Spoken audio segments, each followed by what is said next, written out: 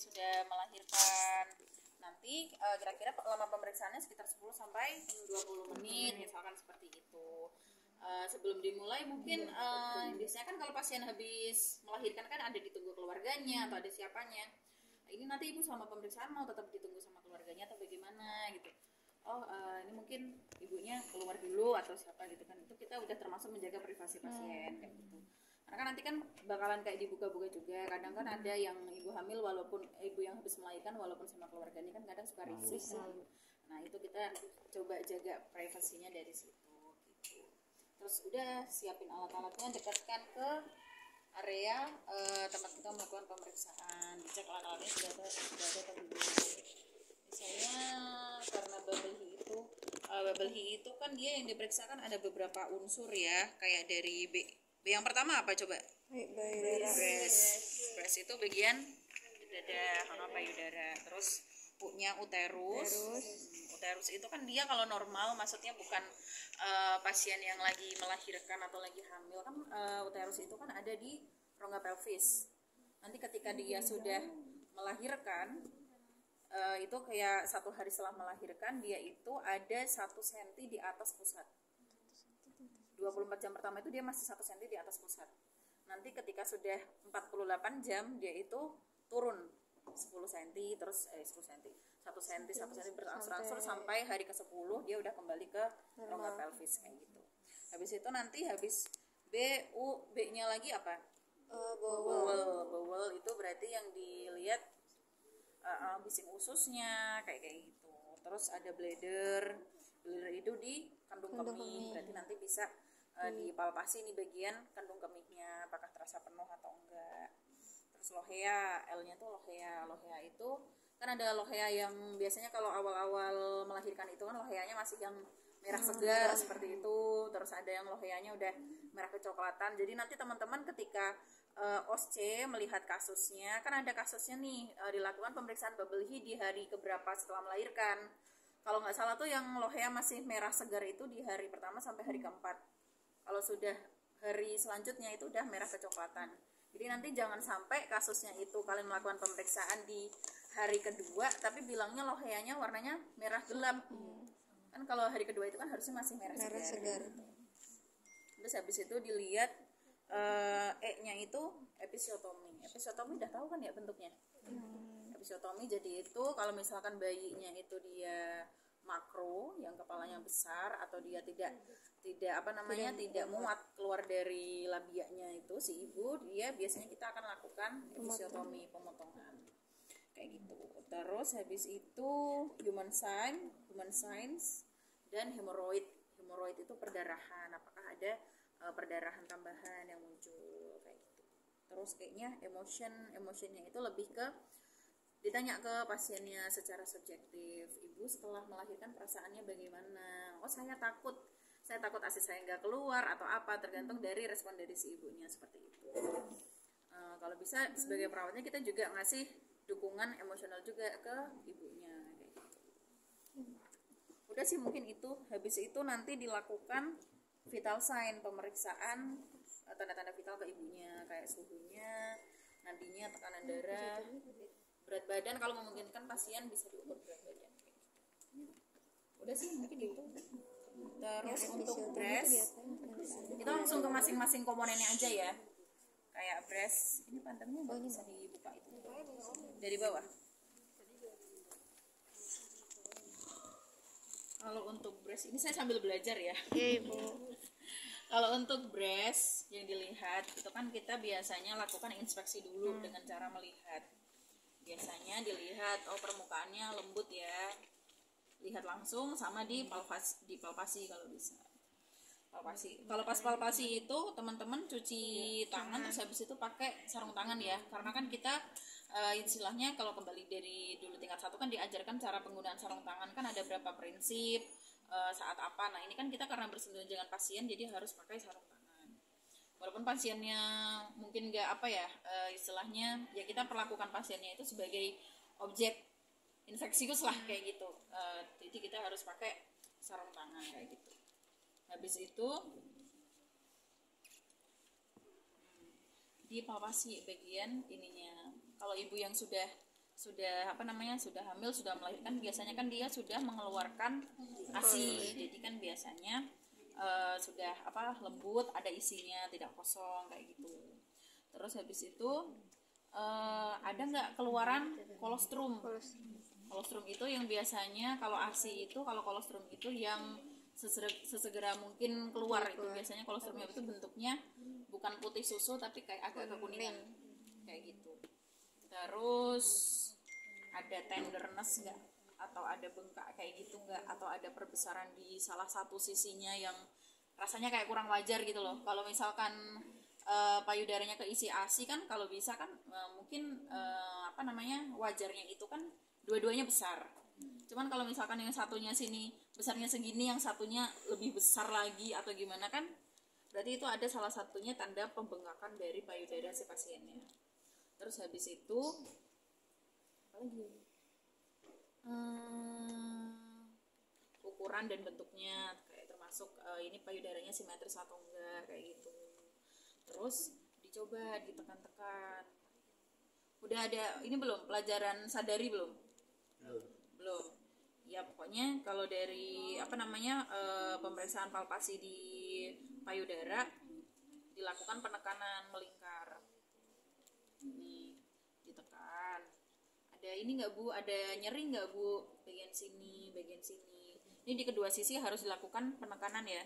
Penekanannya nggak usah yang keras banget gini ya, yang gentle aja. Kayak gitu. Udah, itu untuk breastnya. Harus apa lagi ya?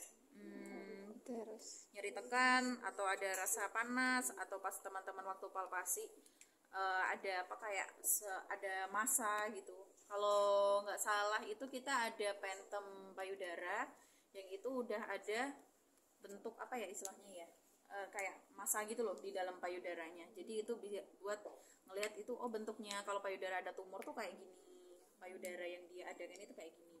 Itu nanti teman-teman bisa cek payudara yang seperti itu biar bisa bandingin kalau payudara normal tuh sebenarnya tuh kayak apa sih, pas dipalpasi itu rasanya kayak apa,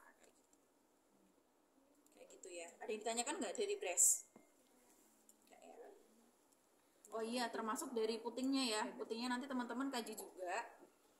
Putingnya itu dia menonjol atau tenggelam. Kadang kan kalau misalkan mendelep tenggelam gitu, biasanya perlu kita kayak support dengan biasanya dikasih kayak spet yang plunggernya itu nanti kita tarik dari luar, jadi bisa buat gitu.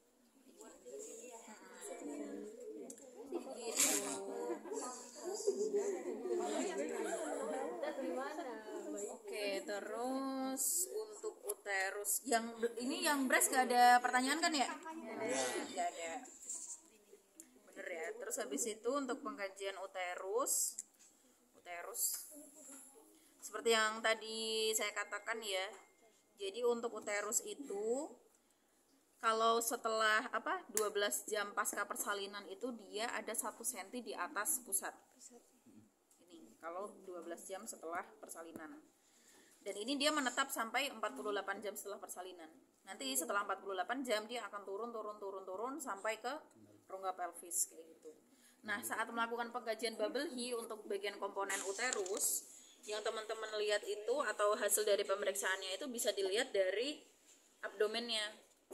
Kalau abdomen orang yang sedang mengandung itu kan dia pas di leopold kan agak keras karena ada isinya kan, ada kantong amnion, ada bayinya. Nah ketika produknya itu si bayinya sama ketubannya sudah keluar, berarti kan dia udah gak ada isinya nih. Pas teman-teman palpasi biasanya kan berarti lembut lah, kayak perut sendiri lah. Kalau gak ada isinya kan kayak apa dipencet kayak gitu. Berarti abdomen tampak lembut, lunak. Nah biasanya kalau ibu-ibu yang sedang yang habis melahirkan, dia itu akan muncul garis-garis stretch mark, striae atau ada kayak apa gitu. Nah itu disebutkan juga, dilihat.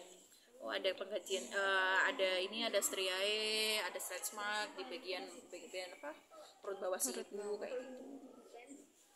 Terus lokasi fundus ada di garis tengah antara simfisis dan pusat. Simfisis di mana? Di sini. Pusat di sini, berarti sekitaran sini. Ada yang ditanyain dari uterus?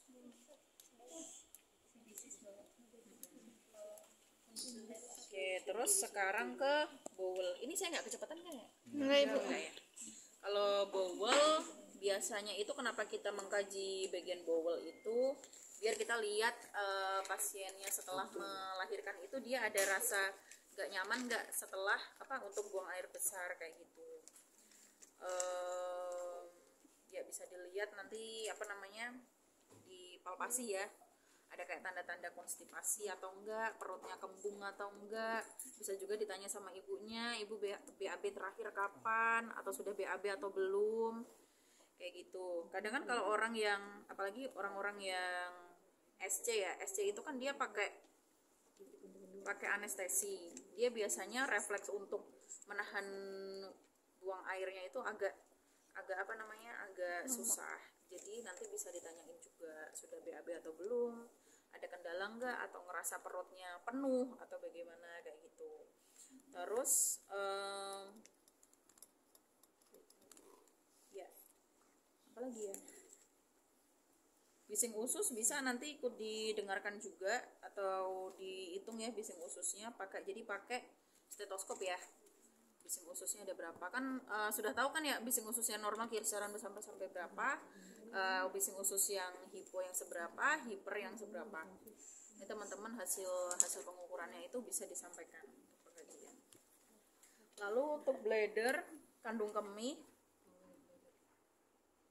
Jadi untuk kandung kemih yang normal itu dia biasanya akan kosong itu secara periodik ya, sekitar 4-6 jam sekali. Kayak gitu. Itu untuk kandung kemih. Biasanya kadang kan kalau kandung kemih itu kalau penuh itu kan dia bisa menampung 250 sampai 300 cc dan itu bisa dikosongkan setiap 4-6 jam sekali. Lalu bisa dilihat dari bladdernya itu ditekan ya, bagian bladdernya. Kandung kemih di bagian mana? Ada yang tahu nggak? Di mana? Ya di sini. Ya gitu. Nanti bisa ditekan penuh atau enggak kandung kemihnya. Lalu dilihat ada tanda-tanda ISK atau enggak. Tanda-tanda ISK misalkan seperti bagian bagian untuk meatusnya untuk kencing, apakah ada rasa panas, rasa gatal seperti itu. Lalu bisa juga dikaji frekuensi pipisnya. Jadi kalau misalkan pasiennya dia terpasang kateter, bisa dilihat produk keluaran urinnya udah seberapa. Kalau pipisnya datang ke kamar mandi sendiri, bisa ditanyakan frekuensi buang air kecilnya udah berapa kali kayak gitu. Itu untuk bladder. Lalu untuk lohea. Loheanya itu yang bisa dikaji dari pemeriksaan bubble HI itu perubahan warna. Jadi kan udah disebutin ya, warnanya merah itu untuk hari keberapa, merah gelap itu untuk hari keberapa, kayak gitu. Lalu jumlahnya seberapa. Kadang kan mereka itu kalau misalkan ibu yang melahirkan itu kan dia habis melahirkan kan dipasang pembalut ya. Pembalutnya itu penuhnya itu berapa jam sekali, itu dilihatnya dari situ jumlahnya banyak atau enggak. Lalu ada baunya atau tidak. Biasa kalau misalkan cewek-cewek kan mungkin udah tahu ya kalau menstruasi kan baunya seperti apa. Ini ada bau yang aneh atau enggak. Nanti kalau misalkan yang cowok ya, misalkan kalau pengkajian bubble tea out of no clue, nggak tahu baunya seperti apa, bilang aja bau khas lohea gitu aja, nggak usah dibilang apa gitu, bau khas lohea atau bau khas anyir darah seperti gitu aja. Terus habis itu dilihat juga rubranya, lalu ada serosanya. Nanti untuk lohea kan teman-teman bisa pelajari sendiri ya, macam-macamnya, bentuknya seperti apa. Lalu ciri perdarahan loheanya, apakah dia menetes dari vagina atau keluarnya lebih atau setiap keluarnya produknya lebih dari yang semestinya kayak gitu. Itu untuk bubble E-nya episiotomi. Kalau pasiennya tidak dilakukan episiotomi ya cukup disebutkan pasien tidak ada ini luka episiotomi.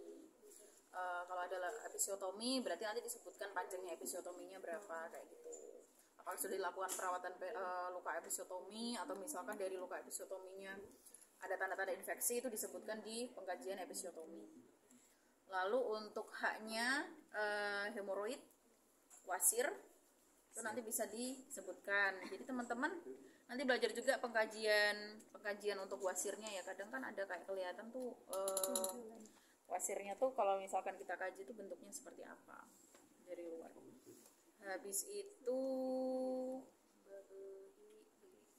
kayaknya apalagi emotionnya itu bisa ditanyakan ke ibunya. Jadi mungkin nanti untuk emotion itu, jadi kalau menurut saya pengkajian bubble he itu nggak perlu apa ya, by order runtut gitu, nggak terlalu butuh. Jadi misalkan kayak teman-teman tadi neken ini neken itu, pencet ini pencet itu, kalau pasiennya kayak dianggurin kan nggak enak ya.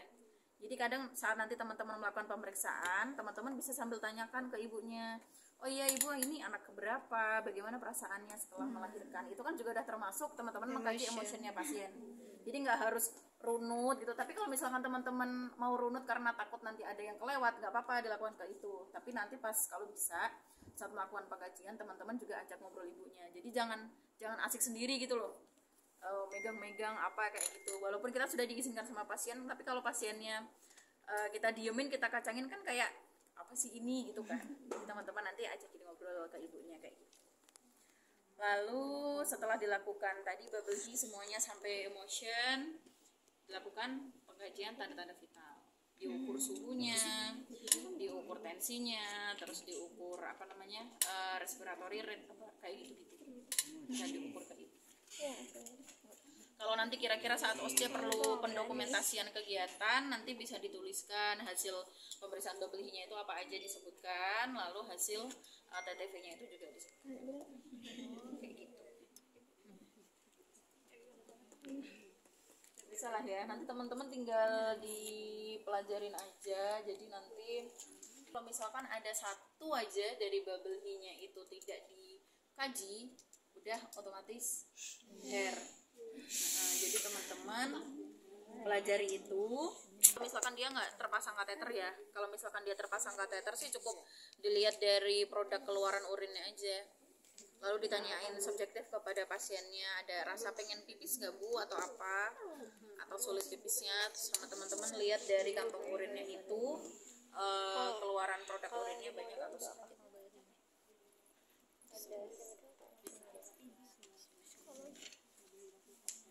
Terus apalagi yang praktis-praktis aja, teman-teman dengerin selama 15 detik, udah dikali 4 gitu aja. Selalu kali 4. Ini kan buat ngitungnya kan bising khususnya per menit. Kalau ngitungnya 15 per 15 detik 4. Dilihat itunya ya, dipelajari itu range apa namanya, range bising khusus normalnya tuh seberapa.